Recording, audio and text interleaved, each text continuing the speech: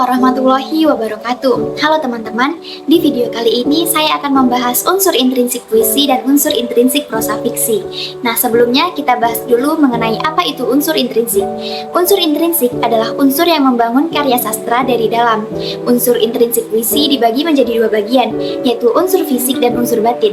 Unsur fisik puisi dibagi menjadi beberapa, yaitu ada diksi, imaji, ritme, kata konkret, gaya bahasa, rima, tipografi, serta larik dan bait.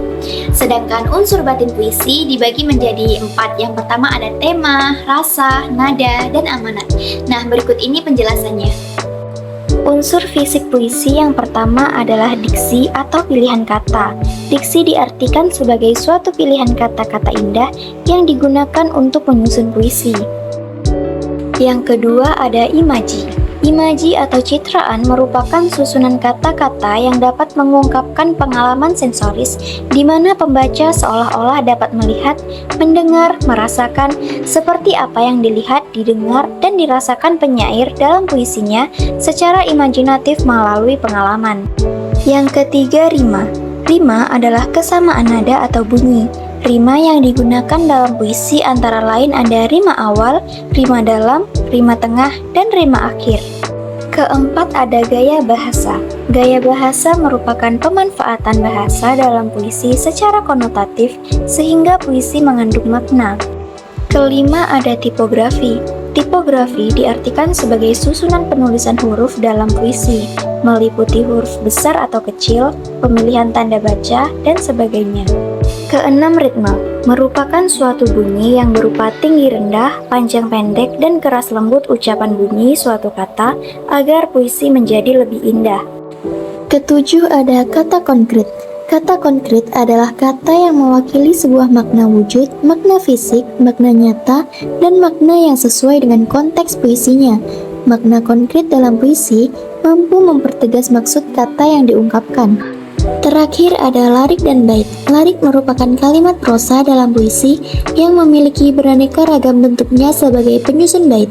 Sedangkan bait merupakan kumpulan dari larik atau baris yang tersusun secara harmonis. Selanjutnya unsur batin puisi. Yang pertama ada tema. Tema adalah gagasan pokok yang diungkapkan dalam sebuah puisi.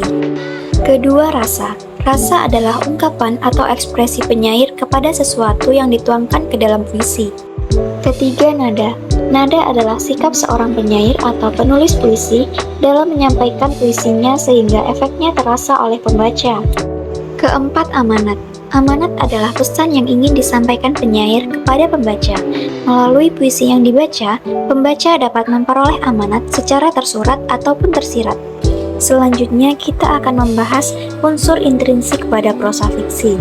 Nah, unsur intrinsik pada prosa fiksi sendiri dibagi menjadi 8. Yang pertama ada tema.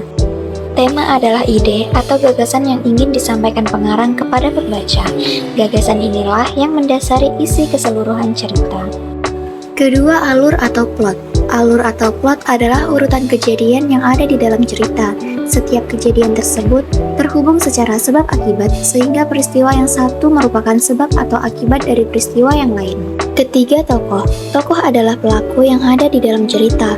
Terdapat 2 jenis tokoh di dalam prosa, yaitu tokoh utama dan tokoh tambahan. Keempat, latar. Latar adalah keterangan mengenai tempat, waktu, dan suasana saat terjadinya peristiwa yang diceritakan. Secara umum, latar terbagi menjadi 3, yaitu latar tempat, latar waktu, dan latar suasana. Kelima, sudut pandang. Merupakan cara pandang pengarang dalam menceritakan pelaku dalam cerita. Terdapat 3 sudut pandang, yaitu sudut pandang orang pertama, sudut pandang orang kedua, dan sudut pandang orang ketiga.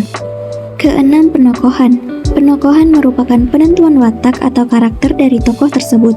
Penokohan ini bisa digambarkan dalam sebuah ucapan, pemikiran, dan pandangan saat menyelesaikan suatu masalah. Ketujuh, gaya bahasa. Gaya bahasa atau majas adalah ungkapan penyampaian pesan yang menggunakan kata-kata kiasan. Unsur intrinsik prosa fiksi yang terakhir adalah amanat. Amanat merupakan pesan moral yang ditulis oleh penulis cerita yang bisa dipetik oleh pembacanya setelah membaca karya tersebut. Amanat atau pesan moral biasanya tidak ditulis secara langsung, melainkan secara tersirat. Adapun persamaan unsur intrinsik puisi dan unsur intrinsik prosa fiksi terdapat pada tema. Tema terdapat pada puisi dan prosa fiksi, karena tema merupakan penentu latar belakang dari sebuah cerita. Yang kedua ada gaya bahasa. Gaya bahasa dalam puisi dan prosa fiksi sangat penting karena agar sebuah karya sastra menjadi lebih bagus dan indah dalam aspek pemilihan kata. Penggunaan gaya bahasa yang baik dapat menimbulkan efek keindahan dari sebuah karya sastra. Yang ketiga, amanat. Puisi dan prosa fiksi sama-sama memiliki amanat, karena setiap pengarang pada saat membuat karya sastra akan menyampaikan sebuah pesan kepada setiap pembaca, baik itu secara tersirat maupun secara tersurat. Selanjutnya, kita akan membandingkan unsur intrinsik puisi dan unsur intrinsik prosa fiksi pada puisi berjudul Aku karya Chairil Anwar dan Cerpen Robohnya Surau Kami karya A.A. Nafis. Pada puisi Aku karya Chairil Anwar bertemakan perjuangan seseorang.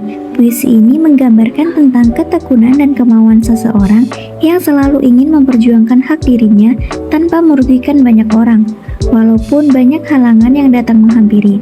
Arti dari judul puisi ini menceritakan kisah Aku yang sedang menelusuri perjalanan arah hidupnya.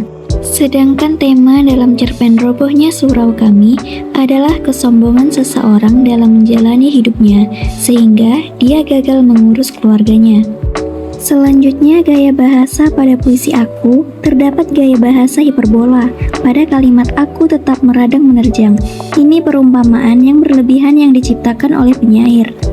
Sedangkan gaya bahasa yang digunakan dalam cerpen Robohnya Surau Kami diantaranya majas alegori, karena di dalam cerita ini cara berceritanya menggunakan lambang, yakni tokoh Haji Saleh dan kehidupan di akhirat, atau lebih tepatnya menggunakan majas parabel. Majas ini merupakan bagian dari majas alegori, karena majas ini berisi ajaran agama, moral, atau suatu kebenaran umum dengan menggunakan ibarat. Majas ini sangat dominan dalam cerpen ini. Amanat yang terdapat pada puisi Aku adalah kita sebagai manusia harus kuat, mempunyai tekad, serta tidak mudah menyerah walaupun banyak halangan harus tetap dihadapi, harus mempunyai semangat untuk maju dalam berkarya agar tujuan yang hendak dicapai bisa diraih. Sedangkan amanat pokok yang terdapat dalam cerpen ini adalah pelihara dan jagalah apa yang kita miliki, serta bertanggung jawablah dengan kewajiban di dunia ini. Nah, itu tadi penjelasan mengenai unsur intrinsik puisi dan unsur intrinsik prosa fiksi. Hanya itu saja yang dapat saya sampaikan. Kurang dan lebihnya saya mohon maaf. Saya akhiri. Wabillahi taufiq wal hidayah. Wassalamualaikum warahmatullahi wabarakatuh. Bye-bye.